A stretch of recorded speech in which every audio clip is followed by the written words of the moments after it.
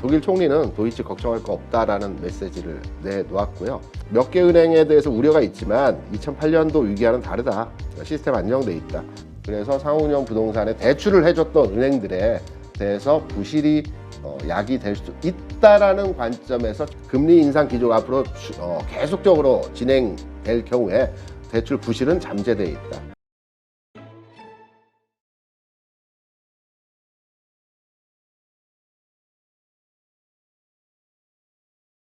자, 일단 미국 증시 지난 금요일 한번 좀 다뤄봐야 되겠죠? 네.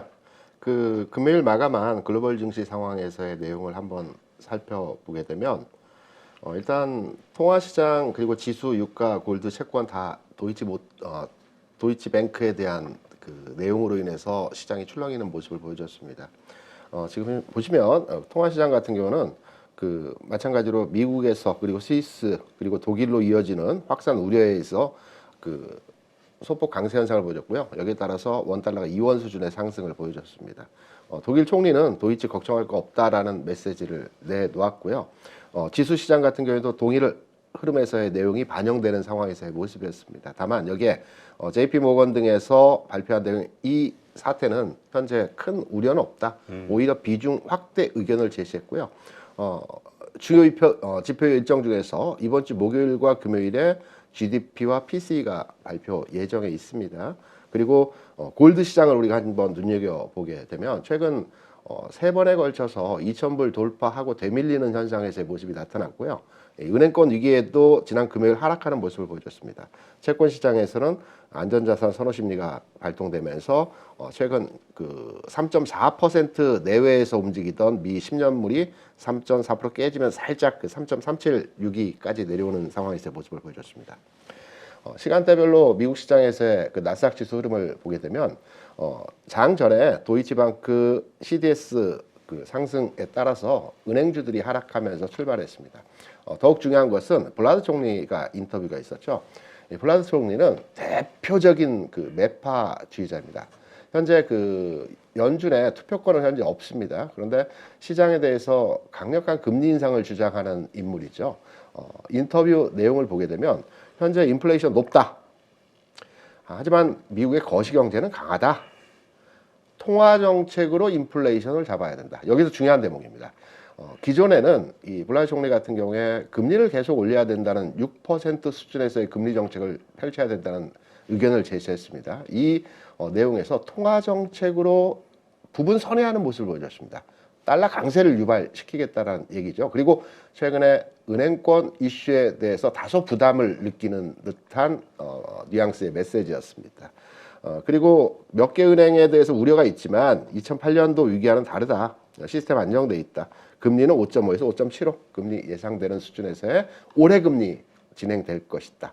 장 초반에 독일 관련해서 이슈로의 시장 하락 출발했고요.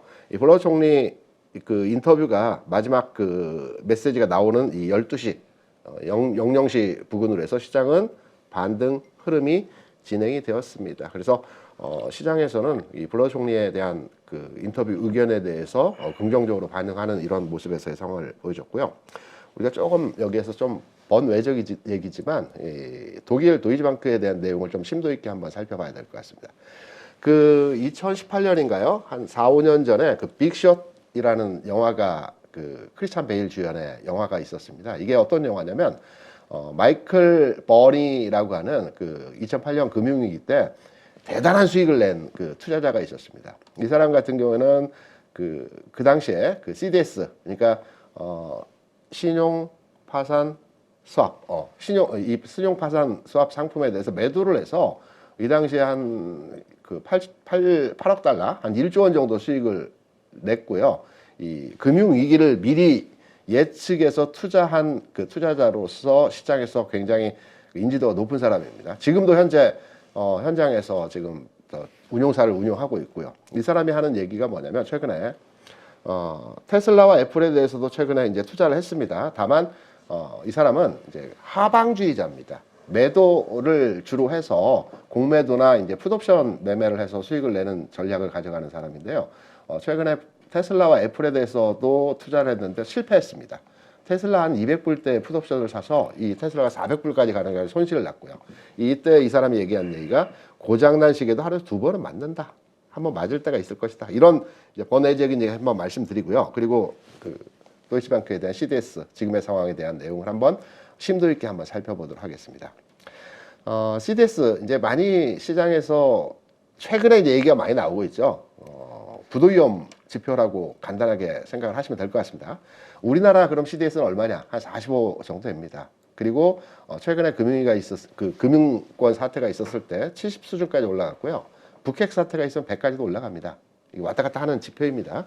미국 같은 경우는 15, 20에서 왔다 갔다 합니다. 국내 은행 같은 경우는 40 중반, 아직까지 안정, 그리고 크게 위험 요소가 없다라고 판단을 하시면 될 것 같고요. 최근에 그 도이치뱅크 문제는 이런 내용으로 이제 인식이 되고 있습니다. 그 최근에 그 크레시스 이제 그 위기가 있었죠. 그러면서 은행들은 은행채를 발행을 합니다. 은행채는 코코본드 형식으로 발행을 하는데 전환사채 형식입니다. 그러니까 뭐냐면 내 은행채를 투자해서 은행의 위험 요소가 발생을 할 때는 주식으로 전환해 주겠다라는 조건부 전환사채 형태로 이제 은행채를 발행하는데요. 이번에 CS 사태가 있으면서 이 코코본드에 대해서 전액 상각을 시켜버렸습니다. 그러니까 휴지를 만들어 버린 거죠. 그러다 보니까 이 코코본드를 많이 발행한 회사, 은행 같은 경우에는 유동성에 대해서 그리고 신뢰도에 있어서 좀 불안한 거 아니냐라는 취지로 최근에 CDS, 부도심리 지표가 계속 왔다 갔다 하는 겁니다. 이 과정에서 도이치뱅크 최근에 CDS가 급등락의 현상을 보여주는 과정에서 지난 금요일 시장에서 영향력을 줬다고 볼 수 있습니다. 하지만 도이치뱅크 잘 들여다보게 되면 전체 세계은행 순위 내에서 한 24위 하고 있습니다. 그리고 최근에 10분기 연속 흑자를 내고 있고요. 그리고 지난해에는 굉장히 큰 폭의 수익을 냈습니다. 다만 한 가지 여기서 우려되는 부분은 무엇이냐면 미국의 상업용 부동산에 대한 우려입니다. 미국의 상업용 부동산에 지금 공실이 많이 늘어나고 있다고 하죠. 그래서 상업용 부동산에 대출을 해줬던 은행들에 대해서 부실이 야기될 수 있다라는 관점에서 최근 은행권 사태 주요 핵심적인 내용이라고 볼 수 있습니다. 여러분께서 시간이 되실 때 최근에 한국은행에서 이 상업용 부동산, 미국의 상업용 부동산에 대한 내용을 정리해서 레포트로 발표한 그 자료가 있습니다. 3월에 나온 자료이고요. 인터넷에 들어가시면 쉽게 찾아볼 수 있으실 겁니다. 이 관련 내용들을 한번 시간 되실 때 살펴보시면 될 것 같고요. 제가 간단하게 정리했습니다. 한국은행에서 나온 자료를 한번 제가 정리해서 말씀을 드리면 근데 이 상업용 부동산이 네. 말씀드리면서 기억나는 게 우리 작년까지도 네네. 이 국민연금을 포함해서 많은 자산운용사들이 해외 그 상업용 부동산에 투자를 많이 하고 있다 이런 뉴스를 봤던 기억이 나요. 굉장히 많이 했고요. 그게 지금 어떻게 보면 나중에 또 이거 우리도 부실로 돌아올 수 있겠네. 그러니까 현재 그 대형 증권사들 있죠. 네. 대형 증권사에서도 미국에 투자를 하면서 이 상업용 부동산에 굉장히 많은 포지션으로 투자를 했고요. 국민연금뿐만 아니고 국내에서 보통 해외에 투자할 때 첫 번째로 투자하는 게 상업용 부동산입니다. 그렇다 보니까 국내 금융기관에서도 미국의 상업용 부동산 투자 지금 현재 많이 되어져 있는 상태고요. 그렇기 때문에 한국은행에서도 이 부분에 대해서 단순하게 우리가 안심하고 넘어갈 부분이 아니라는 측면에서 3월에 이제 관련한 데이터 자료죠. 조사를 그러니까 하죠. 한국은행에서도 이걸 짚어봐야 될 만큼 우리가 관련이 좀 있다. 네. 이렇게 봐야겠군요. 네, 그렇습니다. 그래서 잠깐 이 부분을 짧게 한번 나온 내용, 한 10페이지 정도 되는 내용인데요. 이 부분 한번 정리해드리면 현재 핵심적인 겁니다. 현재 급격한 시장 침체는 나타나고 있지 않다. 다만 금리 인상 기조가 앞으로 계속적으로 진행될 경우에 대출 부실은 잠재되어 있다. 최근에 상업용 부동산 그 증가세는 최근 내에 가장 큰 폭으로 이제 성장했죠. 너무 크게 상업용 부동산에 대해서 투자를 했던 것입니다. 그래서 은행권에 대해서 이제 경고를 하고 있는 부분이고요. 상업용 부동산에 대해서 은행에 이제 한 38% 정도 투자되어 있습니다. 그리고 특히 우려스러운 것은 중형은행 있죠. 대형은행 말고 중형은행들이 이 상업용 부동산에 투자된 비중이 70%에 육박하는 비중이 아주 크다. 그래서 이 부분은 좀 조심해야 된다라는 측면으로 이제 전체 내용을 얘기하고 있고요. 그리고 앞으로 전망에 대해서는 대략적인 원론적인 수준에서의 내용 내용이기는 하지만 전체 우리가 체크하고 그 내용을 판단해 볼 내용은 현재 우려 상황은 아직은 아니다. 그리고 금융당국에서 우리나라 그리고 미국 모니터링 하고 있다. 다만 리스크는 잠재적으로 내재되어 있다라는 측면으로 얘기를 하고 있는 것입니다. 그래서 지금 나오고 있는 은행권들의 이제 뭐 여러 가지 관련 내용들은 이제는 이제 미국의 상업용 부동산에 대한 이슈에 대해서 주목할 때이다라는 측면으로 시장에서는 해석을 하고 있습니다. 네.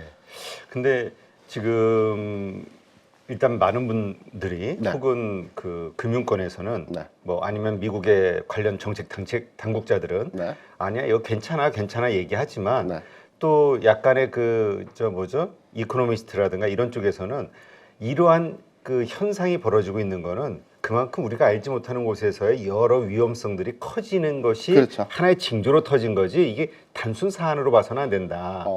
그런 얘기도 하이니 있죠. 법칙이라고 그러나요? 그 내재된 문제들이 조그만 문제들이 이제 발생했을 때 나중에 큰 문제로 부각된다라는 측면의 이제 법칙인데요.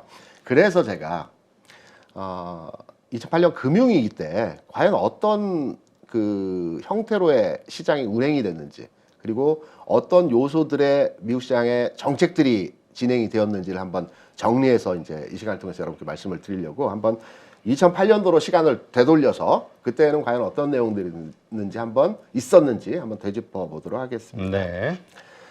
지금 보시는 그림이 2007년부터 2008년 이 1200포인트 저점을 찍는 시점까지의 미국 일봉 나스닥 차트입니다. 1200포인트 저점 찍고요. 이후에 주가는 2400까지 상승을 했습니다. 이 과정, 하락하는 과정에서 이제 영향력을 줬던 부분인데요.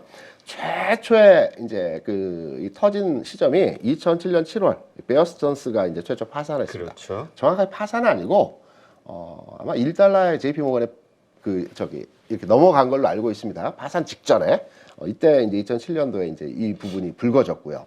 그리고 나서 이제 좀 시장이 이제 어느 정도 안정되고 이걸로 이제 마무리되는 것 같다. 그래서 시장은 좀 안정됐습니다. 비교적. 이때 이제 한 차례 시장이 출렁이긴 했지만 뭐 상승 흐름 나왔고요.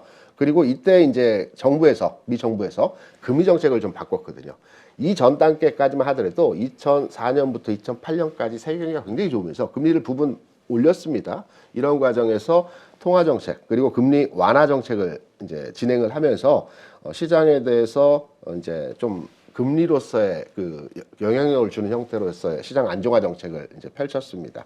다만 이때 시장에서 금리를 0.25씩 이렇게 인하를 하다 보니까 시장에서는 이거 좀 부족한 거 아니야? 그러면서 시장은 좀 하락을 줬죠. 그래서 연준에서는 아주 강력한 처방을 줬죠. 0.75%씩 두 번을 인하를 했습니다. 이게 2008년 1월과 3월에 공격적으로 이제 금리 인하 정책을 실현했습니다. 그래서 네. 주가 올렸습니다. 금리 정책으로. 근데 문제는 여기서 뭐냐면 이 금융위기 이전에 미국의 금리는 한 대략 5% 정도 수준에서의 금리였습니다. 그런데 이 금리 인하 과정에서 수단을 다 써버렸죠. 정부에 그렇죠. 쓸 카드를 다 써버린 겁니다. 0.75씩 두 번을 내리다 보니까 2% 수준의 이제 미국 금리였는데 더 이상 내려갈 금리가 없었던 거죠. 물론 이 이후에 추가적으로 금리에서 0포인트까지 이제 금리 인하가 최종적으로 진행이 되긴 했었지만 이 과정에서의 미국의 금리 수준의 상황을 보게 되면 2% 이하로 내려갈 수 있을까? 라는 시장에서의 분위기가 확산되면서 이제 정부에서 더 이상 쓸 카드가 없다. 네. 더 이상 나올 증시 부양책이 없다. 라는 실망감으로 해서 이때부터 본격적으로 주가가 하락을 한 겁니다. 그래서 우리가 금융위기의 하락이라고 하면 2007년 말 또는 2008년 초 주가 하락이 아니고요. 2008년 7월부터 이때 그 한 6개월 정도 주가 하락하는 형태에서의 이 과정에서의 하락이 이제 금융위기 때 폭락이라고 우리가 보통 얘기를 합니다. 그러면 지금의 상황과 이제 등치시켜가지고 한번 판단을 해보게 되면 지금 미국에서 이제 그 실리콘밸리 은행 먼저 사태가 있었죠. 네. 그리고 이 사태가 이제 유럽으로 넘어가서 이제 확전되는 상황에서 정부나 관계 당국자들이 이제 이 부분에 대해서 좀 안정화시키고 좀 수면 아래로 내려가는 상황입니다. 인수도 되고 또 문제가 없다라는 취지로서의 상황들도 이제 계속 나오고 있는 상황인데 이 부분이 이제 어느 정도 시차를 두고 이제 좀 더 골마 가느냐 아니면 여기서 완전하게 다 내성까지 치료가 되느냐를 이제 판단을 하시면 됩니다. 금융권에서 문제가 지금 불거졌지만 이게 바로의 그 확산되고 바로의 위기로 가고 바로의 주가 폭락으로 오지는 않습니다. 이게 점진적으로 내부에서 안 좋을 때는 골마가죠. 그리고 한 번에 빵 터지는 겁니다. 이게 진짜 위기입니다. 지금 한두 개 은행들의 문제가 나왔을 때는 크게 문제가 되지 않습니다. 앞서 지금 보시는 2007년도에 베어스탠스의 그 은행 그 크기는 절대적으로 그 당시에 미국의 5대 은행 중에 하나였습니다. 굉장히 큰 은행이었거든요. 근데 실리콘밸리 은행 같은 경우는 미국 내 한 16위 수준이라고 하죠. 그리고 네. CS 같은 경우에는 45위 되고요. 그다음에 도이치방크 같은 경우는 한 25위 세계 순위에서 은행권 그 수준에서의 위치를 하고 있습니다. 그래서 물론 이제 도이치방크나 그 크레디스위스 같은 경우 큰 은행이긴 하지만 절대적으로 그 메이저급 은행이라고 볼 수는 없고요. 조금 그 중간급 중형 은행에서의 상황이고 실리콘밸리는 작은 은행의 상황이기 때문에 아직 큰 은행으로 그 지금의 위기가 번져간 상황은 아니라고 판단이 되고 있습니다. 다만 앞서 한국에서 나온 자료 제가 통해서 말씀을 드렸지만 이 위기는 정부나 이제 금융 당국에서도 관찰을 하고 있습니다. 모니터를 하고 있습니다. 현재는 위기 단계 수준 아니라는 겁니다. 하지만 이 부분이 좀 더 확산되고 진행되고 금리가 계속 올리는 상태에서의 그 고용이 불안하고 또 실업률이 높아지고 공실이 많이 나고 이러면 여기서 문제가 될 수 있다는 겁니다. 그래서 이 부분들은 좀 체크를 하시면서 앞으로 시장에 대한 흐름들이 어떻게 진행될지 바로의 주가가 하락을 한다든가 폭락을 한다든가 위기가 나온다든가 이런 상황은 아닙니다.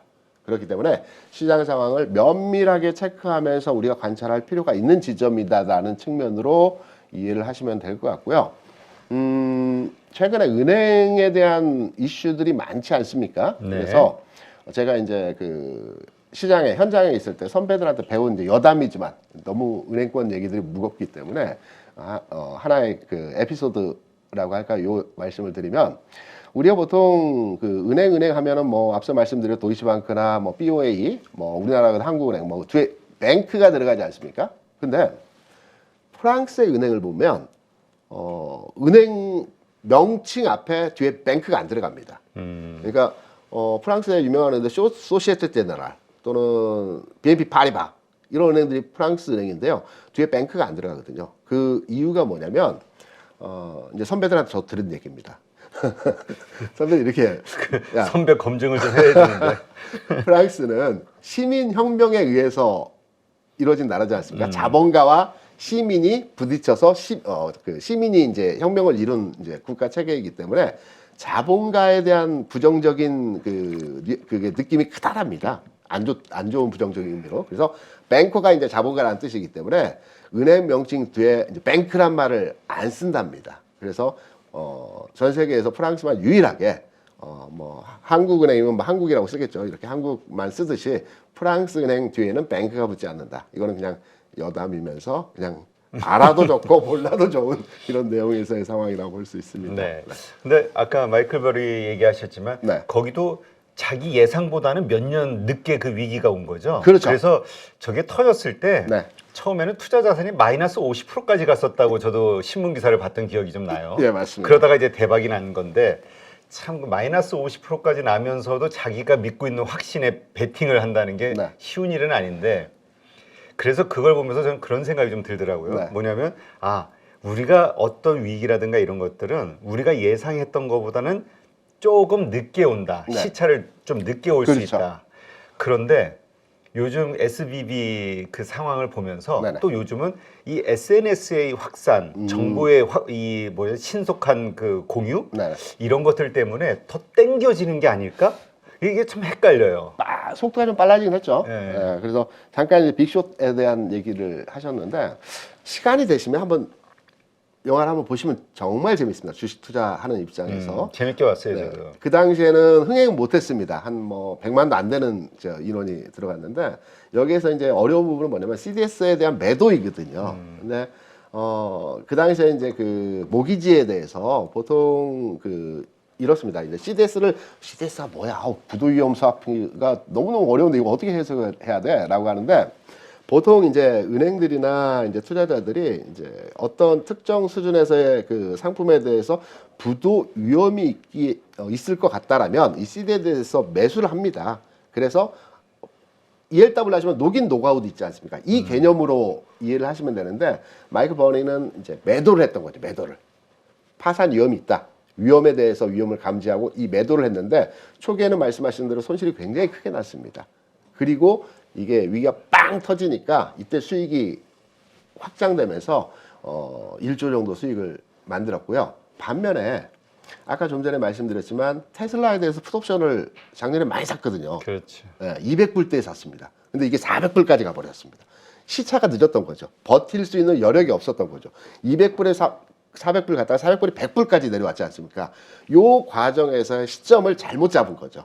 너무 빨리 들어갔던 거고 투자 가치의 시점에서 포트폴리오 자산 배분 원칙을 잘못 정했던 거죠. 이 부분을 자산을 좀 스펙트럼을 넓게 해서 200불에서 400불대까지의 스펙트럼을 잡아서 풋옵션을 샀다라면 400불대에서 100불까지 내려가는 수익을 아마 구현했을 겁니다. 근데 200불에 딱 픽스 시켜가지고 풋옵션을 매수를 했기 때문에 400불 가는 장에서 다 디폴트 나버린 거죠. 그래서 고장난 시기가 두 번은 맞는다. 그러니까 한 번은 맞을 거다.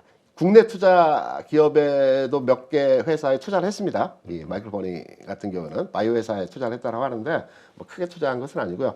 항상 시장에 대해서 공매도나 하락으로 배팅을 하는 투자자이다. 그리고 우리의 그 인지된 각인된 상태는 2008년도 금융위기 때 굉장히 남들 다 손해 볼 때 이 사람만이 유일하게 돈을 벌었기 때문에 우리가 굉장히 그 뇌리에 많이 박혀 있는 거죠. 우연이다.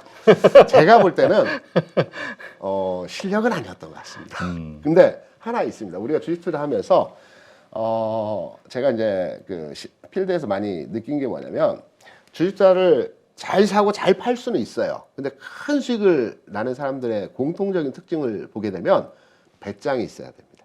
끝까지 먹을 수 있는 배보가 있는 사람만이 큰 수익을 내는 것이고 저 같은 소심한 새가슴들은 수익 나면 팔고 사고 이런 과정을 거치기 때문에 큰 수익이 잘 안 나는 것 같은데 진정 시장에서 큰 수익을 구현하는 분들 같은 경우는 배짱 있게 한번 끝까지 가보는 그런 투자 성향, 습관 한번 필요하다라고 저는 생각을 합니다. 요즘 같은 장에서는 특히나. 그래서 이 부분 특히 오늘 두 가지 빅숏에 대한 얘기를 했고 또 은행 그 명칭에 대해서 말씀을 드렸는데요. 최근의 장세가 굉장히 이 대꼬박이 굉장히 심하죠. 오르내림이 굉장히 심합니다. 네. 그래서 투자 의사결정을 하는 데 있어서 쉽지 않습니다.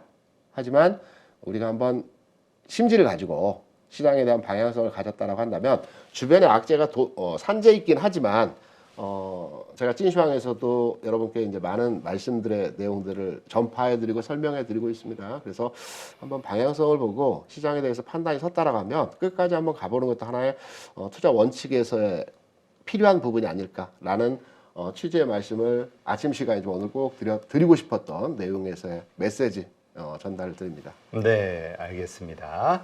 네, 이제까지 김대중 대표님과 함께했습니다. 오늘 수고하셨습니다. 고맙습니다. 네.